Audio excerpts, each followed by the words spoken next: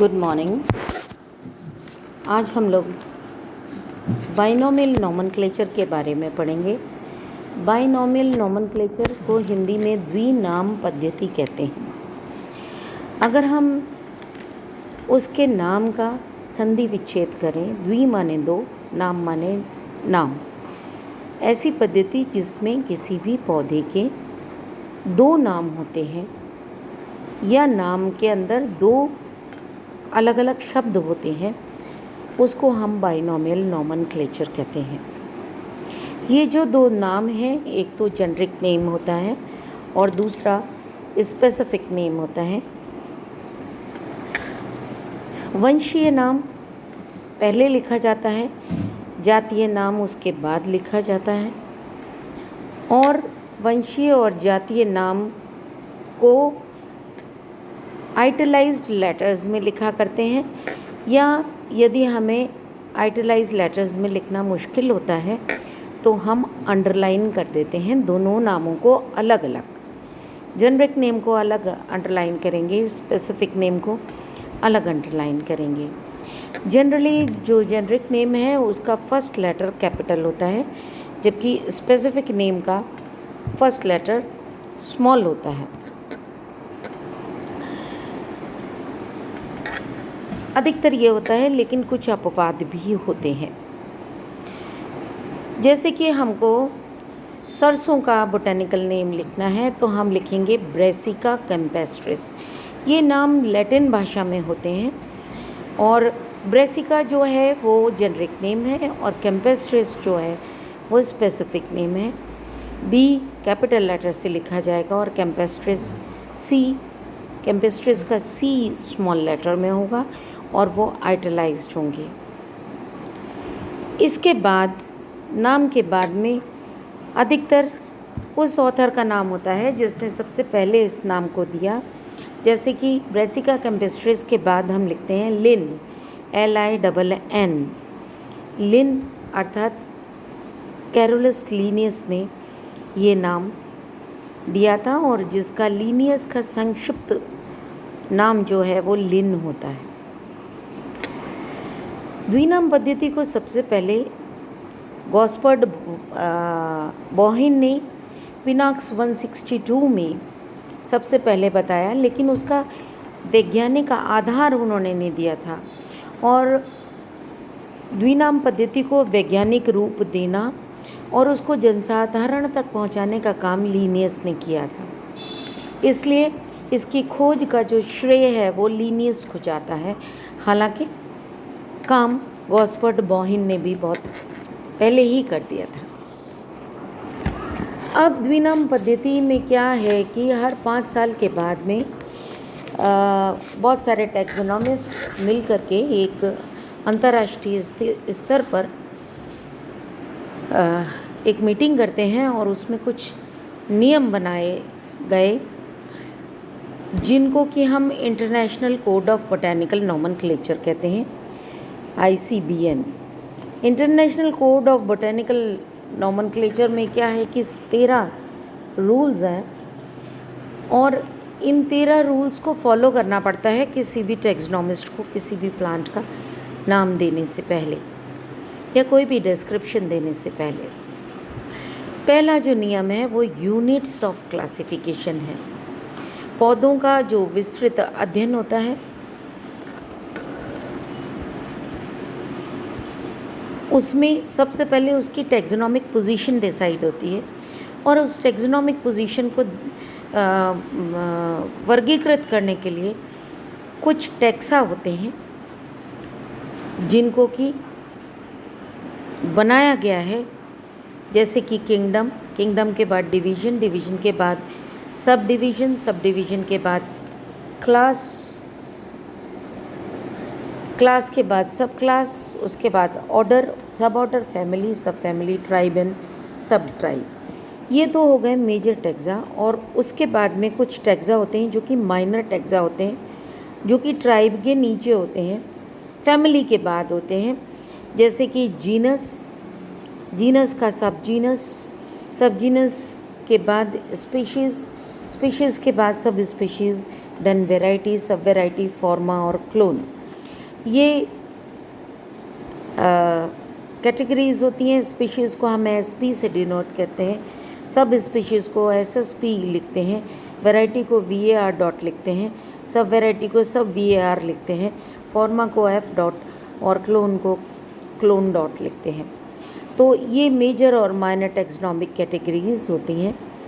अब ये जो टेक्सोनॉमिक कैटेगरीज होती हैं, इनको लिखने के लिए कुछ सफिक्स लगाते हैं। What are suffix? Suffix are certain letters which are attached after the name. से फॉर एग्ज़ाम्पल जैसे कोई क्लास है तो क्लास में लास्ट में हम EAE लगाएंगे, ई। ऑर्डर के लिए एल्स लगाते हैं, सब ऑर्डर के लिए इनी लगाते हैं, फैमिली के लिए AC लगाते हैं, सब फैमिली के लिए OID लगाते हैं, ट्राइब के लिए EAE ई लगाते हैं और सब ट्राइब के लिए इनी लगाते हैं, INAE। तो ये कुछ सफिक्स हैं जो कि टैक्सॉन के बाद में लगाया जाता है। लेकिन कुछ एक्सेप्शंस भी हैं। से फॉर एग्ज़ाम्पल ऑर्डर्स के बाद में हम क्या लगाते हैं? एल्स लगाते हैं। लेकिन कुछ ऑर्डर्स ऐसे हैं जिनमें कि एल्स हम नहीं लगाएंगे। उनके अंदर जैसे कि पुराने नाम जो लगे हुए हैं ऑर्डर्स के, ग्लूमी फ्लोरी, जूबी फ्लोरी, ये कुछ ऑर्डर्स के नाम हैं। इसी तरीके से जैसे फैमिलीज़ में AC लगता है, लेकिन कुछ फैमिलीज़ ऐसी हैं जिनके नाम में पीछे AC नहीं लगता, सफिक्स AC नहीं लगता, जैसे कि पामी, क्रूसीफेरी, लेग्यूमिनेसी, अम्बेलीफेरी, कंपोजिटी, लैबिएटी। इसलिए कुछ एक्सेप्शंस जो कि बहुत ज़्यादा पॉपुलर हो गए थे उनको एज इट इज़ रहने दिया गया। Now second is the type method. जब हम टाइप्स को देखते हैं, टाइप क्या है? किसी भी लेखक के द्वारा प्रामाणिक रूप से किसी पादप के लिए प्रयुक्त जो पादप संग्रहालय शीट होती है, हर्बेरियम शीट जो होती है, उसके साथ ओरिजिनली पहली बार जो प्रयुक्त किया गया है वो कहलाता है type. That is original herbarium sheet is the type.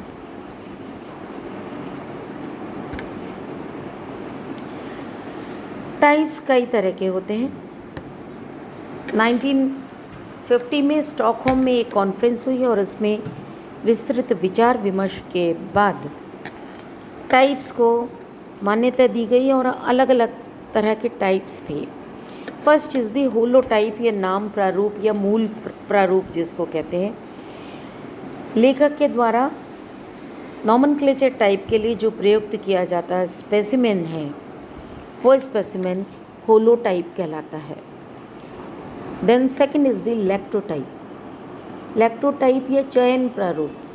जब किसी कारणवश होलोटाइप अगर खो गया है तो प्रकाशन के समय लेखक द्वारा जो ओरिजिनल मटेरियल दिया गया है उसी में से कोई दूसरा प्रारूप जब छांट लिया जाए और उसको नॉमेनक्लेचर टाइप की तरह से प्रयोग किया जाए तो उसको हम कहते हैं lectotype.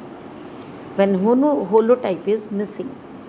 Then there is neotype. Neotype क्या है कि जब किसी भी टैक्सॉन के नामकरण से संबंधित कोई भी सामग्री उपलब्ध नहीं होती है तो ऐसे समय में जो नॉमेनक्लेचर टाइप के लिए काम में जो लिए जाने वाला स्पेसिमेन है उसको हम नियोटाइप कहते हैं। देन देयर इज़ पैराटाइप या अपर प्रारूप। ऐसा कोई भी स्पेसिमेन जो कि होलोटाइप के अलावा मौलिक जो मटेरियल है, मौलिक विवरण है, उसके साथ अगर साइट किया गया है तो उसको हम पैराटाइप कहते हैं। Then there is isotype.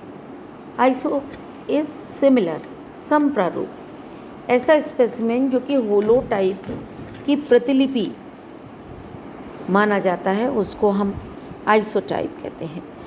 Then there is syntype, जब लेखक के द्वारा एक होलोटाइप निर्धारित नहीं होता है और उसके स्थान पर एक या अधिक स्पेसिमेंस होते हैं।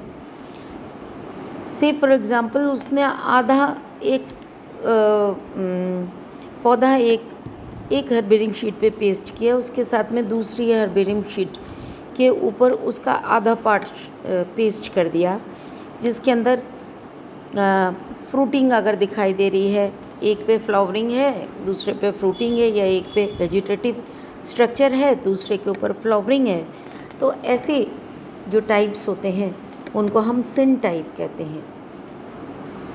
उसके बाद आता है कोटाइप, जिस पौधे से होलोटाइप का चयन किया गया हो, अगर उसी से एक और स्पेसिमेन ले लिया जाए तो उसको हम कोटाइप कहते हैं। देन देयर इज़ टाइप, जब केवल टाइप शब्द का प्रयोग हो तो उसको होलोटाइप मान लिया जाता है। देन देयर इज़ टोपोटाइप, या मूल स्थान प्ररूप, जिस स्थान से होलोटाइप लिया गया हो उस स्थान से अगर कोई और स्पेसिमेन एकत्रित किया गया हो तो उसको हम टोपोटाइप कहते हैं। So these are a few types जिनको की मान्यता दी गई। उसके पश्चात जो तीसरा नियम है वो है रूल ऑफ वैलिडिटी या वैधता का नियम। वैधता का नियम किसी भी पौधे का जो वनस्पतिक नाम है उसका पब्लिकेशन या प्रकाशन वैध होना चाहिए, वैलिड होना चाहिए। अब वैलिड प्रकाशन से क्या तात्पर्य है? पहला, अगर वो प्रकाशन इफ़ेक्टिव हो। इफ़ेक्टिव पब्लिकेशन के बहुत सारे पॉइंट्स हैं कि किसी भी पब्लिकेशन को इफ़ेक्टिव कब माना जाएगा, जो हम 4th पॉइंट में हम स्टडी करेंगे। Third is the rule of validity. First जो प्रतिबद्धता है वो ये है कि प्रकाशन इफ़ेक्टिव होना चाहिए। दूसरा, प्रकाशन के साथ में नए टैक्सा का वर्णन संलग्न होना चाहिए और पुराना पब्लिकेशन भी नथी किया जाना चाहिए। तीसरा जो नियम है वो ये है कि प्रकाशन का वर्णन लैटिन भाषा में होना चाहिए। और चौथा, अगर वैध प्रकाशन के लिए निर्धारित सारी स्थितियां पूर्ण नहीं होती हैं तो भी अगर वो लैटिन भाषा में लिखा हुआ है तो वो उसको वैलिड मान लिया जाता है। चौथा नियम है रूल ऑफ इफ़ेक्टिविटी, प्रभाविता का नियम। कोई भी पब्लिकेशन इफ़ेक्टिव कब माना जाता है? पहला,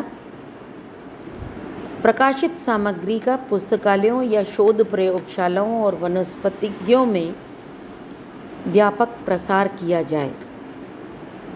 सेकंड, सेमिनार्स में या साइंस कॉन्फ्रेंसेस में या मीटिंग्स में अगर उस प्रकाशन की घोषणा कर दी जाती तो उसको इफ़ेक्टिव नहीं माना जाएगा।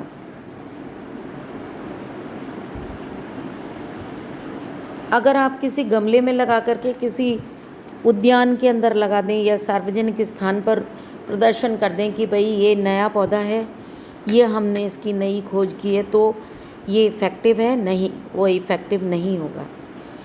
और 1 जनवरी 1953 से पहले अगर हम किसी न्यूज़पेपर के अंदर पब्लिश कर दिया करते थे या किसी नॉन साइंटिफिक मैगज़ीन के अंदर अपनी खोज को, अपनी रिसर्च को देते थे तो उसको इफ़ेक्टिव मान लिया जाता था। लेकिन 1 जनवरी 1953 के बाद नॉन साइंटिफिक जर्नल्स के अंदर अगर हमारा डाटा पब्लिश हुआ है तो हम उसको इफ़ेक्टिव पब्लिकेशन नहीं मानेंगे। That should be published in a scientific journal. उसके बाद में प्रकाशन को इंडेक्स क्यूएनसीएस बायोलॉजिकल एब्स्ट्रैक्ट या इंसडॉक जैसी संस्था को भेजा जाना चाहिए।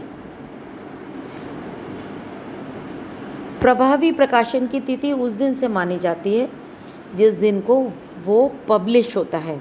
हमने पब्लिकेशन के लिए अपना मटेरियल किसी जर्नल को भेजा, जिस दिन हमने भेजा है उसको हम पब्लिकेशन की डेट नहीं, उसको हम डेट ऑफ पब्लिकेशन नहीं मानेंगे। हम डेट ऑफ पब्लिकेशन मानेंगे उस दिन को जिस दिन वो जर्नल प्रिंट हो करके उपलब्ध हुआ है। So these are 4 rules of international code of botanical nomenclature. बाकी हम अगले लेक्चर में करेंगे। Thank you.